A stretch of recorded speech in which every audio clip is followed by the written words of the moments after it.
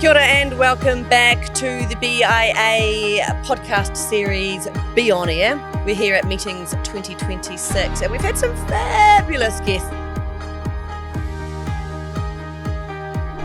We are here with Sarah McDonald, the co-founder and general manager of Roam DMC. Thank you so much for being with us. Oh, it's such a pleasure.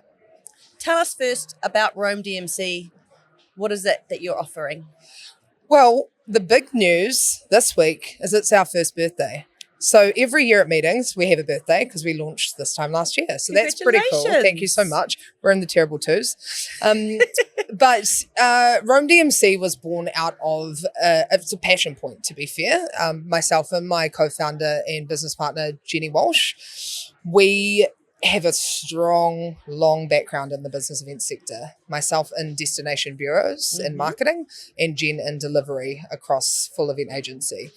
So we're all about making sure that those two worlds come together in a really authentic way. We saw that there needed to be more pizzazz and more fun across some of those international inbounds. And we're just so passionate about Aotearoa and our place and the places we call home, myself, Queenstown, and Jen Waiheke, that we wanted to make sure the country was being showcased in the best way it could be for our international manahiri. Why was there no pizzazz and fun in it? To be completely honest, the DMC world in New Zealand is really, it just hasn't been taken hold of as an industry as much as other places around the world. So it wasn't the fact that nobody wanted to add the pizzazz and the fun. Everybody was in their own way and still continues to. We're just, all eyes are on New Zealand and there's not many of us as pure DMCs in the country. So you know what happens when you get busy and you're doing stuck in logistics, the creativity drops a little bit and you tune out what you know. And so we recognised that we could add a bit of flair, and from the creative sides that we both have in our knowledge base, it was time for us to step in and support showing Aotearoa off. Can you give me an example as someone who's outside of the industry, what difference a creative destination marketing campaign might be compared to what, you know, the stock standard, what we've been seeing? So whenever I look at any group or a program, I look at the client structure. I probably ask more questions than a standard event person would, and that's my marketing background, right? It's all about making sure that you understand the who and the why that this event is even happening, because when you do that, that's where you can create magic. I think what can happen is that quite often clients from offshore think they know New Zealand and can show up with a bit of an itinerary, because often they're event planners themselves. And what I then challenge them with is, could your group, if they came individually with their family, could they do the inclusions that we've got? If they could, it's not an incentive or a conference experience. And that's where we're always adding different pieces of flair, because it's not stuff they could do on their own. And that's the challenge and that's the fun part. They can't go online and book it, done your date, how many people are coming, no. Yeah. And what, you know, there's so many wonderful suppliers that are well established and you can book. What we do as Roam is we come and add a little bit of the purple-esque across. So you might still be going to, on the beautiful TSS Ernstore across the lake, but we've got your private acoustic and we've got the welcome stations and things on the other side of the lake that wouldn't be expected and isn't something that they've done with their family 2 years prior. So it's all those sorts of surprise and delights that we always make sure are included. I read online somewhere that you love working with local legends. Yes. Can you tell us, I don't know if you're allowed to, but can you give us an example of one of your favourite local legends and what they offer? Oh, do you have favourites? I think that was a whole part of it too. And my background again with that in that destination and members services is that, again, one of our pals from Australia might be looking at New Zealand and they'll Google it and they'll find some great options. But it's how do we get down to the nitty gritty? So local legends, look, we all know her, but Nadia Lim lives in Arrowtown in Queenstown. Yeah. And she is all about it and she loves knowing what we're doing and how she can be involved. But at the same time, I have the most amazing dude who is one of New Zealand's best beekeepers and honey experts. And I had a group once that wanted to do a wine pairing, which is very Queenstown-esque, right? Gibbston Valley. But then they had a handful of people who didn't drink. So what were we going to do while they were wine tasting? I call my buddy Nick, the bee guy, local legend, isn't in our space at all. And he created this incredible education series that ran alongside the wine tasting event. So we had happy campers on both sides. And actually, the honey guys were raving about it so much that we had to do it again for the wine guys because they were like, this is amazing. And that's the benefit of being local ourselves. We know these people. We go to the grocery store with them and there's people in every pocket. So it's just about having your people on the ground like us that can find those hidden gems for you. How important is an event like Meetings 2026 for a business like yours?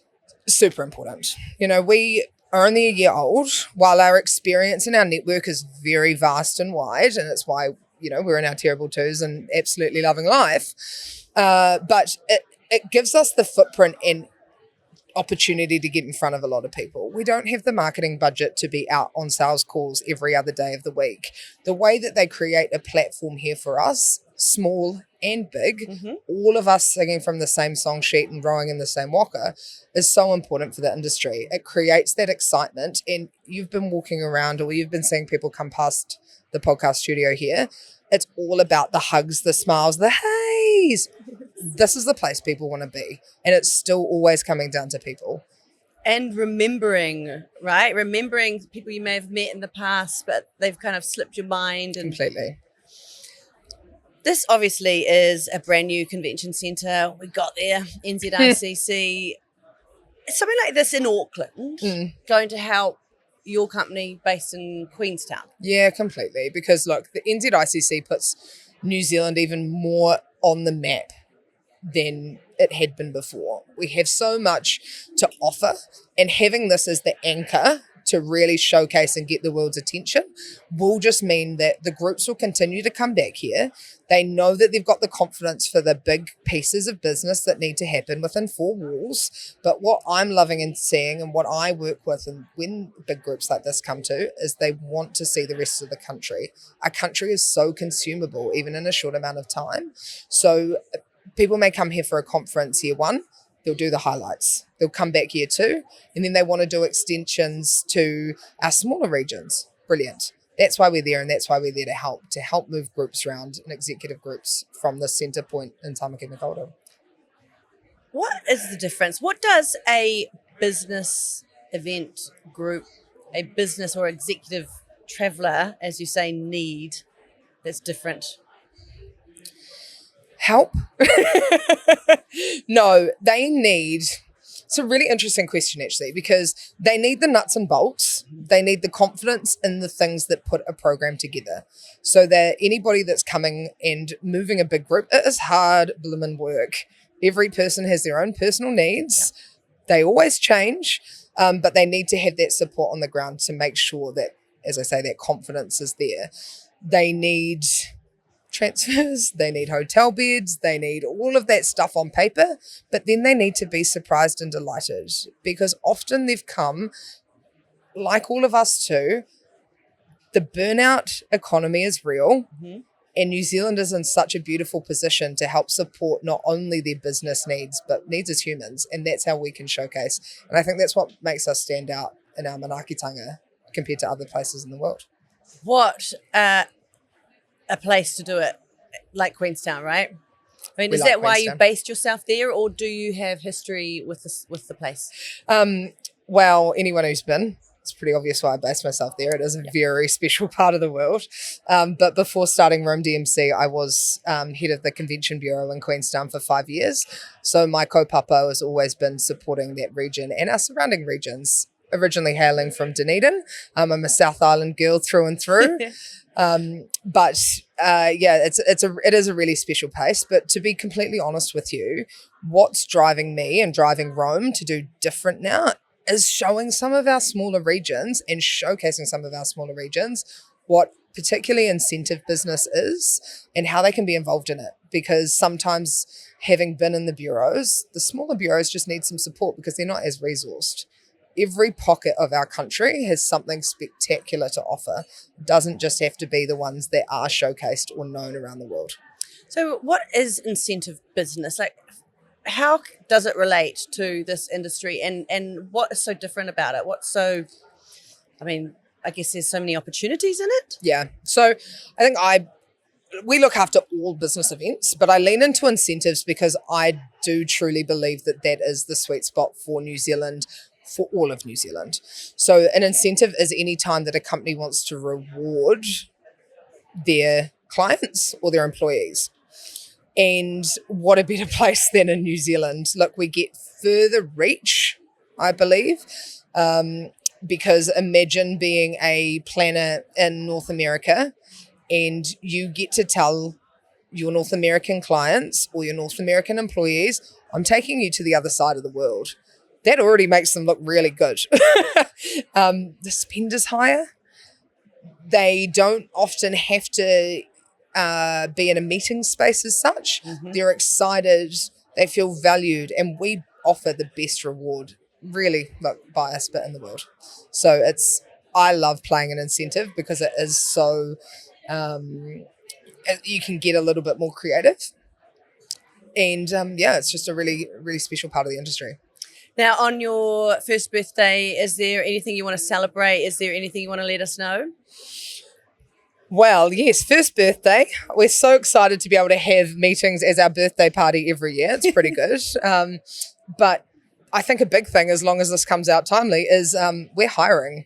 So we're making the big step and we're taking on the first team member, hopefully in the next month or so.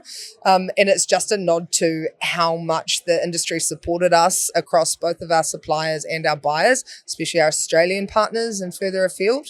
And we're really excited to grow Roam and really give the opportunity, especially to the young generation in our industry, in developing and learning more about how awesome our sector is to be a part of and to grow a career in. Beautiful. What a lovely way to end the podcast. Thank you so much, Sarah McDonald. Pleasure. Thank you.